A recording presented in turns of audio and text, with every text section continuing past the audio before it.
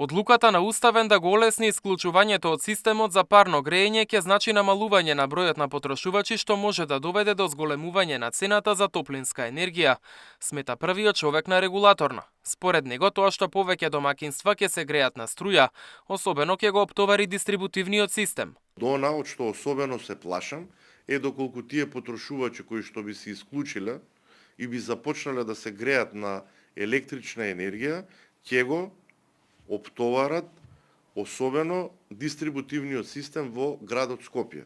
Дистрибутивниот систем во градот Скопје е проектиран со трафостаници и со мрежа со послаб капацитет тамо каде што има организиран систем за топлинска енергија. Уставен укина дел од правилата за исклучување и смета дека е незаконски граѓаните кои сакаат да се исклучат, да мораат да добијат писмена согласност од мнозинството соседи, да прават проект за ново грејење кое ќе биде поеколошко од централното и да го достават на одобрување до снабдувачот.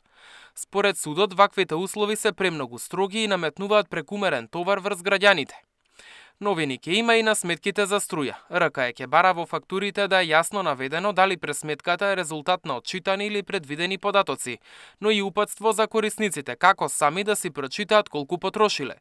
За да нема повеќе паушални сметки и броилата да се читаат секој месец, електродистрибуција ќе треба да вложи околу 10 милиони евра во кадари и опрема. Наместо тие 10 милиони евра кои што ги кажа Евана да се потрошат за да може еднаш месечно да се отчитува, тие 10 милиони евра да се искористат дополнително покрај планираните средства кои што ги има Евана за набавка на броила, да се искористат за набавка на броила со кои што ќе се така наречени паметни броила, кои што ќе овозможат апсолутно да се регистрира состојбата исклучиво само за тековниот месец.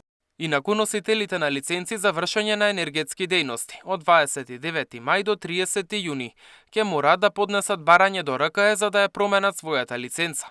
Оваа обврска произлегува од новиот закон за енергетика. Ако не го стора тоа, лиценците ќе им бидат неважечки. Мартин Арсов, Сител телевизија.